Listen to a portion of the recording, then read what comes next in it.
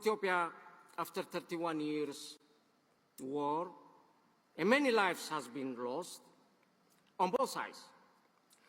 At birth of our armed struggle, we were called all sorts of names, including we were terrorists. But we were not terrorists. We were freedom fighters. And at this juncture, I see similarities. That they're going to name or tag a name on the freedom fighters of the Biafrans as terrorists. They are not terrorists. They are freedom fighters. As we know, yes, freedom is not free. It requires for us to pay a price. Now, Biafrans, for what we're doing, we just need to go to the next or shift to the higher gear. Renew our promises, renew our pledge to double down our efforts to stick together and give it all. Because I think this is the time. Today is the time, but not tomorrow. So we should be ready to pay any sacrifice that it demands. For the rest of the world, just to give you a hint or a background, why the Biafrans are looking for their independence. In 1960, Nigeria became independent from the United Kingdom, as with many nations of Africa. But the country's borders did not reflect earlier ethnic, cultural, religious, or political boundaries. Thus, the country's northern region, which has Muslims majority, primarily comprised of the indigenous Sokoto Caliphate territory, the southern population is predominantly Christian, and many consists of the territory of the indigenous Yoruba and the Igbo states in the west and east. Following independence, Nigeria was demarcated primarily along ethnic lines, which are the Hausa, the Fulani, the Yoruba, and the Igbo majority in the east. In that time, of course, there was ethnic tensions which simmered in Nigeria during the discussion of the independence. And it led to several ethnic and religious riots. Biafra was partially recognized, actually was fully recognized in that 1967 and 1970. And we had some good friends. That was like Gabon, Haiti, Ivory Coast, Tanzania, and Zambia. These are officially recognized the Biafra nation.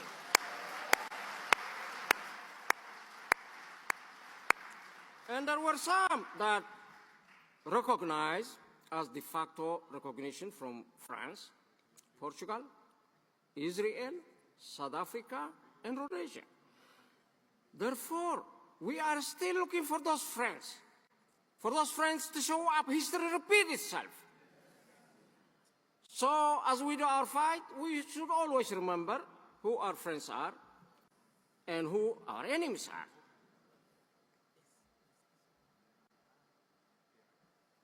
Despite it all, despite all these crimes by the Nigerian government, the Igbo nationalism, however, it became a solid political and social force after the Civil War. It has grown more militant, of course, starting in the 1990s, calling for the revival of Biafra. To get your attention for some time, people thought the Biafran movement is dead. The Biafran movement is alive. The word that needs to be told to the world is what I'm saying. So because of the various forces that have emerged, but however right now, it is time for all the forces to join together for a common cause, focus on our fight to free the Biafran people against the main target, which is the Nigerian government. Biafra must unite in one front under umbrella of the Republic of Biafra government in exile and the leadership of Prime Minister Simon Ekpa.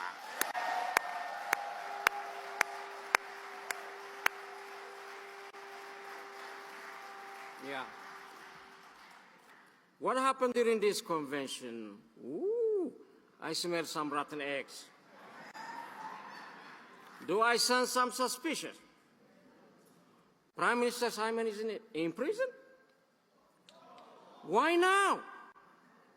Could someone have a motive to sabotage the convention, which is a very important convention to restore the Declaration of Independence? But they were not able to stop us. We're still running and moving.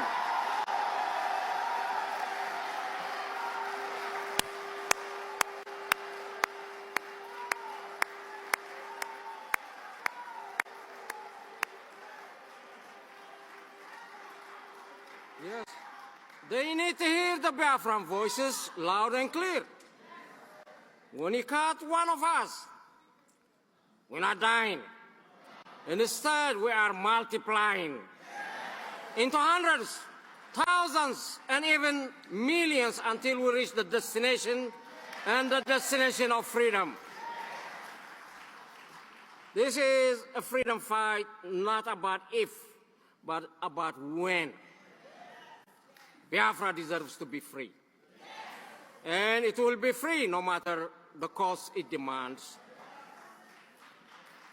The Biafrans have faced so many arrests, torture, disappearances, calculated repression, and even death by the Nigerian government. If that is the sacrifice is what is needed, Biafrans are ready to pay more life for the future free and democratic Republic of Biafra and for the freedom of their kids.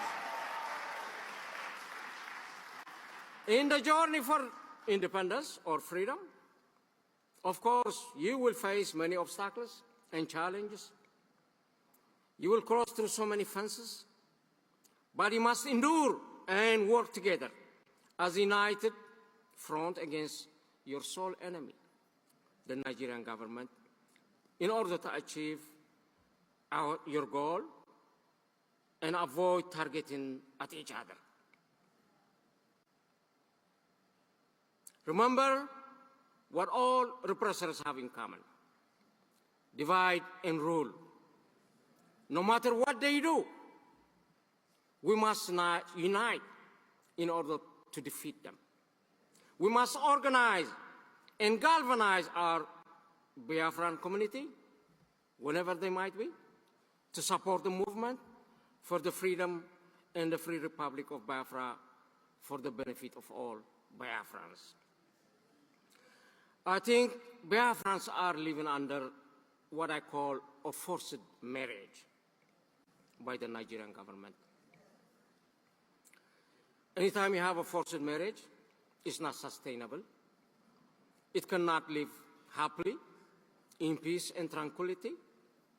The forced marriage reached a point of no return.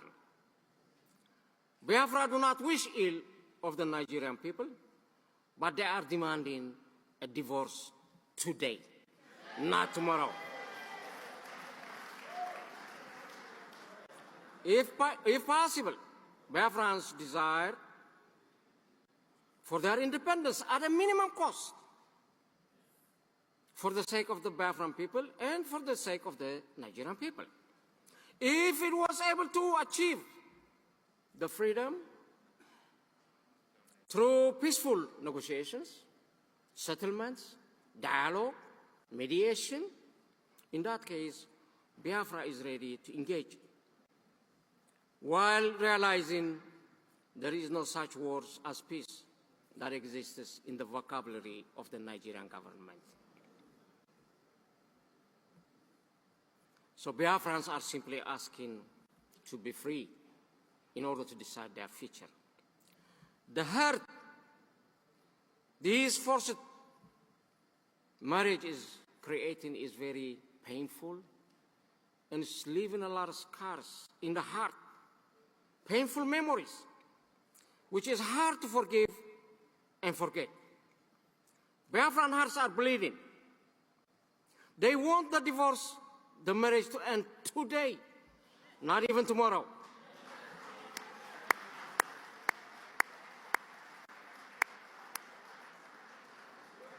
I could not conclude my presentation without explaining and giving you the good news why the Eritrean government is also here at your convention. We come here equipped with our flag, with our national anthem, and a sharp pen. I am ready today to recognize the independence of Biafran government.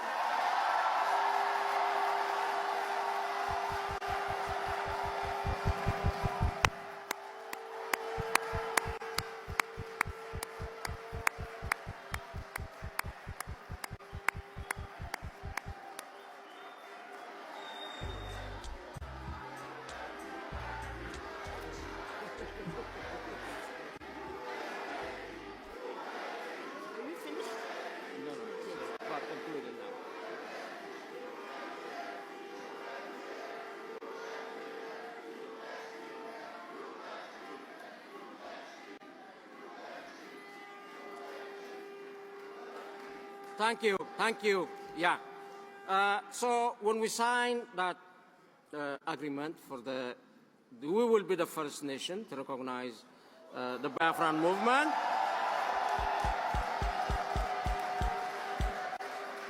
And we ask other friends, other nations to follow suit.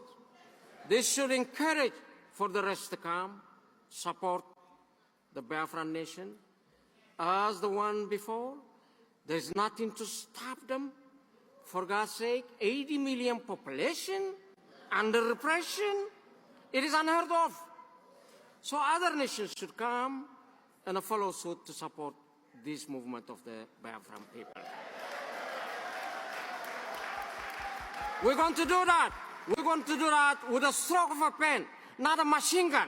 So the enemies learn. You can do it peacefully.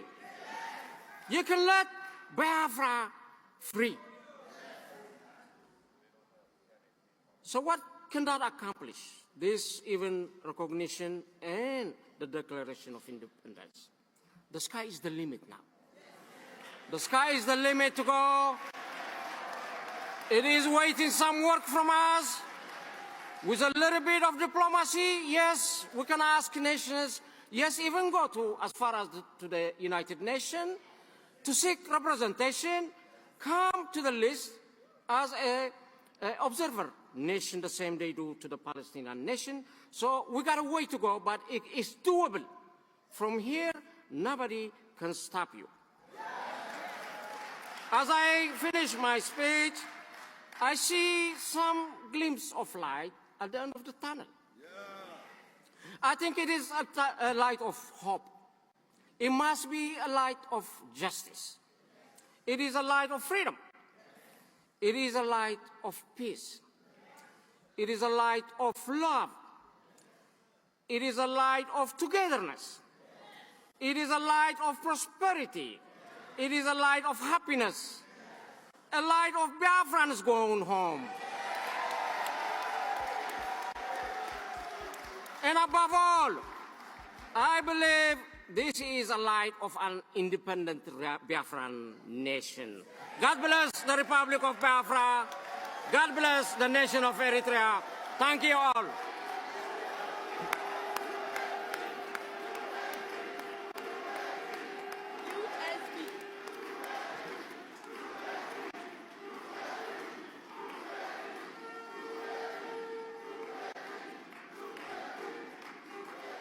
Thank you. We want to thank Eritrean President BRGIE for his noble words. Biafra, indeed, we are alive under the Biafra Republic government in exile. And we are going to get this done. Together in a joint force, we are going to focus on who are the problems. And we are going to know that there is nothing more fulfilling than freedom for our people. So without taking much time, I would like us to give another hand of applause to Eritrean President. Thank you so much.